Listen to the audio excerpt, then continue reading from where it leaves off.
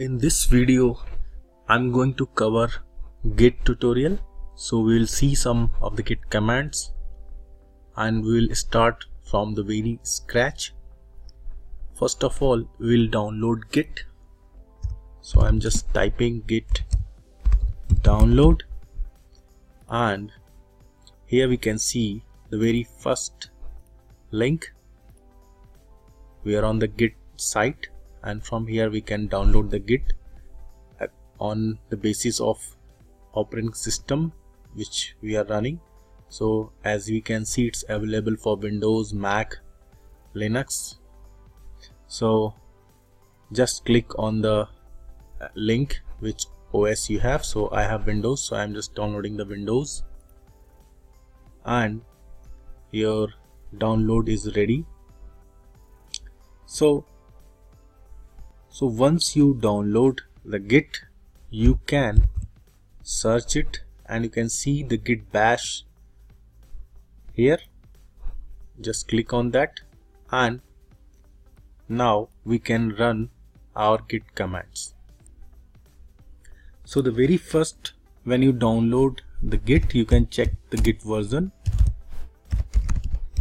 by running the command git ---- version, and this will tell you the version of the Git you are using.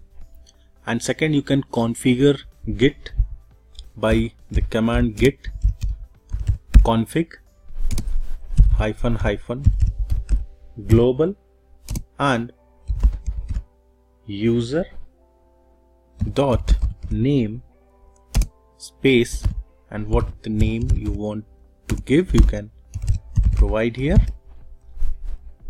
Press enter, and the second is git config ---- global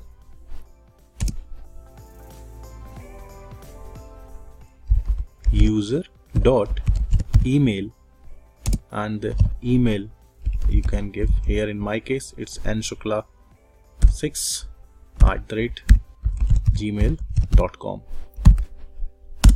So by this you can very first configure your Git, and to check this configuration, once you are done, you can run the command git config ---- list. So by here you can see that whatever the parameters, username and user email you have set, you can check by this. First, as you can see, a project here, and we can also open the same project in this Windows Explorer. So you can see the files are same what we have in here, Visual Studio Code. So to start initialize this project as a Git project, the very first command we have to run is git init. But before that, we have to go to this location. So I'm just change directory. It's at desktop, and inside that we have a practice and that JS. So now we are on the same folder where this project lies. So we can see that all the files inside this by the command ls-la. Okay, so we are seeing the same files inside this folder. So to initialize this project as a Git project, what we have to do, we have to run a command git init. What this command do, it will initialize this project as a Git project.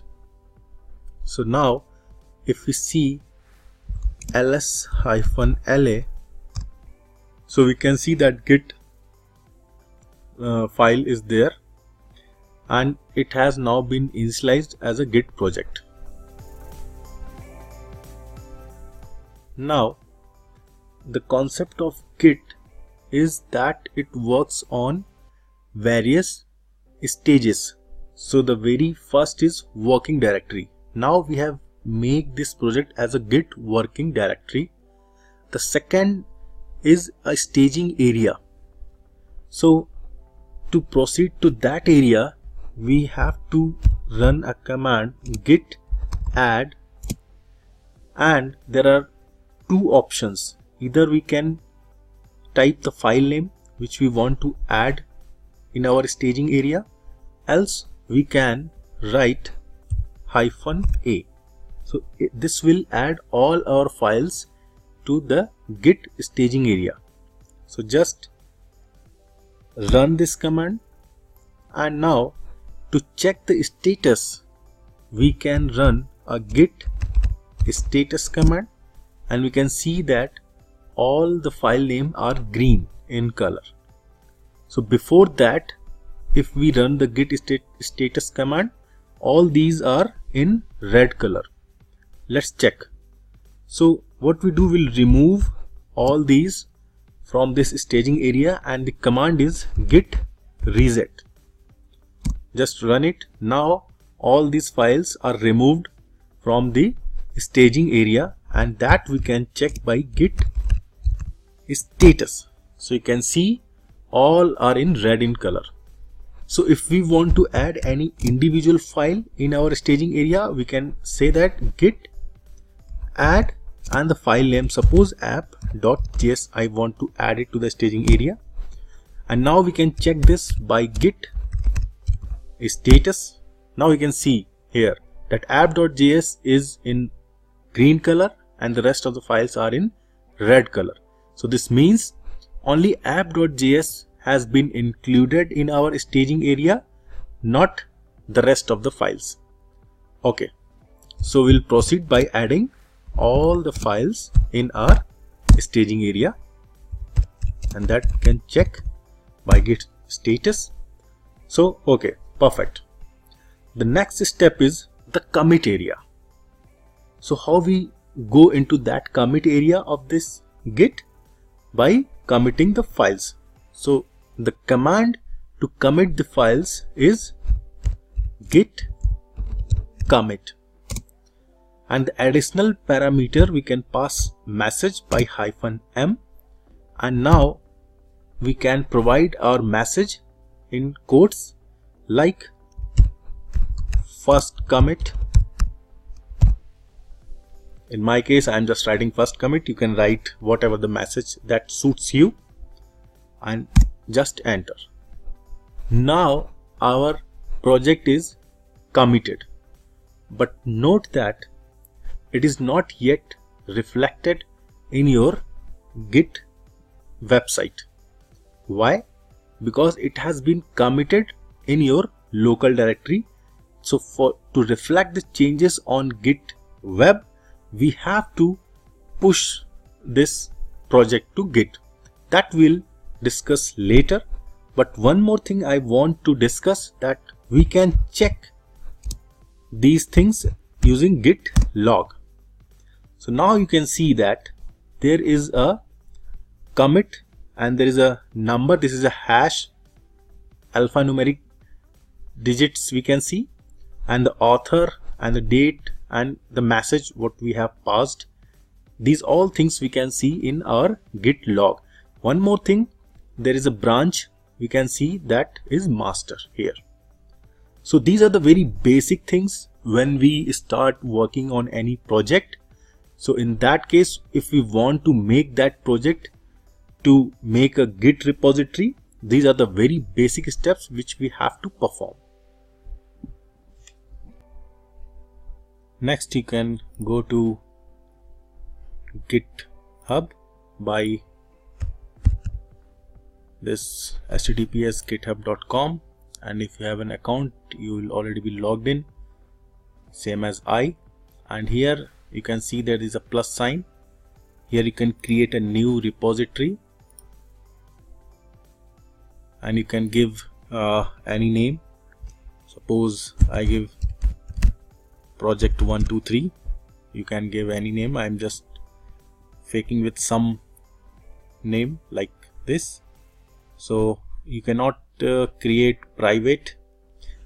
Instead you have to pay the money to GitHub, and you can create a public repository. You can provide a name like my project on app, something like that, and just click create repository. So now you can see that your repository has been created. Next, you have to copy this path by manually copying here, or you can just click copy to clipboard, and then you have to again come back to this git bash. Now going to push our changes using the git push command. So git push and paste the URL and space, give the branch name.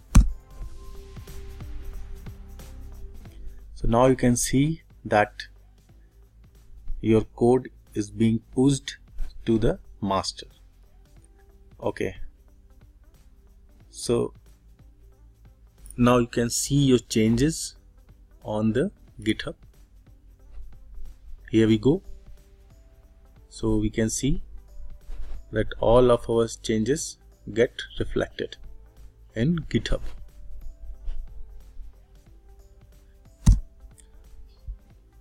So if you want to clone it in any folder, so in that case you can say git clone space, paste the URL and provide a folder name, my app or anything, and press enter. So this will clone your repository inside this my app folder. So now suppose you have changed some of the file. Suppose here if you have written any heading like my git tutorial and just save it. Now if you see that git status, it will show you that the file name that has been changed, and also suggest you some of the commands so that you can use it and commit your changes. So the same way what we did earlier, we'll add it in a staging area by using git add. We can either write a -a to add all the files again, or just write this index.html. Press enter, and now again check the git status, and you can see that the file turns in green. This means that it has been added in your staging area, but still we have to commit. And this commit, don't forget, this is a local commit. It will not reflect into your GitHub web. So for this local commit, what we do, git commit -m for the message, and we can write our message that suppose changes are done. Hit enter, and now this is in our commit area. So by this we can have several commits and we can update our local repository. And when we want to push, so before that again we have to pull, because maybe someone else has made the changes. Space, provide the branch name, hit enter. So this will pull all the changes, and you can see that this is showing already up to date. So now we are ready to push, and press enter, and now you can see that your changes are reflected in our GitHub website. You can see, just refresh the web page, and you can see that a minute ago changes are done, and in our index.html file, my git tutorial, that's what I have changed.